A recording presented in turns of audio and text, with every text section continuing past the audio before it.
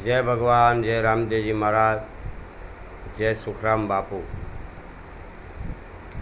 મહાપુરુષોની વાણી, સાધુ સંતોની વાણી, સુખરામ બાપુની વાણી અને અનેક મહાપુરુષોની વાણી,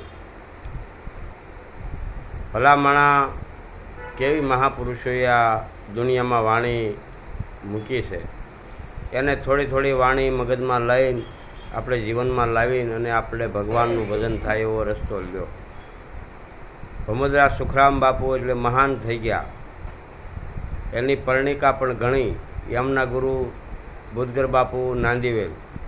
સુખરામ બાપુની પરણિકા એવી છે કે સુખરામ પરણિકામાં જો જે કોઈ વ્યક્તિ સમજેલો હોય અને એના હૃદયની અંદર ભેદભાવ ન હોય કે આ આવું વરણ છે, આ આવું વરણ છે, આ આવું વરણ છે, કોઈ પણ વરણીનો ભેદ ન હોય, એ વ્યક્તિને સુખરામ બાપુની પરણિકાનો ભેદ લાગ્યો કહેવાય। સુખરામ બાપુના સેવકોનો સેવક હોય તો ભલે, એના સેવક હોય તો ભલે, એના સેવક હોય તો જ આપણે માનું કે આ સુખરામ પરણિકાના છે।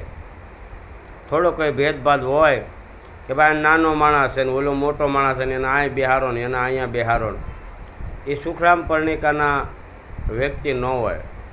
આવું સુખરામ બાપુની વાણીની અંદર અને બધે આવું એનું જીવન હતું। સુખરામ બાપુએ 18 વરણને એક કરીને માનતા, એને કોઈ ભેદભાવ રાખ્યો નથી, કારણ કે એ જ ભજનાનંદી પુરુષ કહેવાય। પોતે પોતાની સાજમાં સાધુ રહે એને જ સાધુ કહેવાય ને, કે સાધુ તો લાડ છે, બરાબર। તિલક તાણતા ત્યાપન ગયા, જપમાળાના નાકા ગયા, પારા ઉપર પારા પસલાય અને ફાટી ગયા તો બ્રહ્મ જ્ઞાન આવ્યું નહીં। જ્યાં સુધી પોતાનું આત્મતત્વ સીને નહીં ત્યાં સુધી સર્વે સાધના છૂટી। ભગવાન માટે તમે ગમે એ કાર્ય કરો, ગમે એવડી માળા પહેરો, ગમે એવડા તિલક તાણો, ગમે એવડા જટા વધારો, પણ જ્યાં સુધી પોતાનું આત્મતત્વ સીને નહીં ને ત્યાં સુધી સર્વે સાધના છૂટી। આત્મતત્વ સીન્યો એવા ઘણા મહાપુરુષો થઈ ગયા। મૂળદાસ બાપુ અમરેલીની અંદર ઊંધા ગધેડે સડાવ્યા તો દુનિયા આમાં મૂળદાસ બાપુએ દાંત કાઢ્યા કે ઓહો, દુનિયાએ આજ મને ઊંધા ગધેડે લગ્ન કરાવ્યા।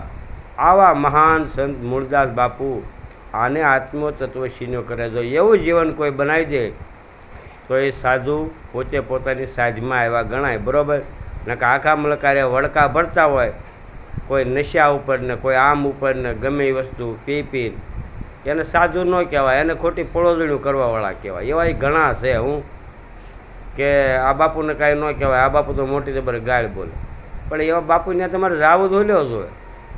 ગાળ તમારે સાંભળ્યું હોય તો જવાનું, એટલે કે આશ્રમોમાં ક્યાં કોઈ તાળ છે? કોઈ પણ બાપુ ગાળ જતા હોય ને ન જવાય, આશ્રમોની તાળ છે। અને ગાળ જે કોઈનો અધિકાર જ નથી કોઈ ઉપર ગાળ દેવા, પણ મહાપુરુષોનો ઉપર ભજન ન હોય એટલે પોતે પોતાના લખણ પહેલાંના હોય જાય નહીં ભલામણા। એટલે મહાપુરુષો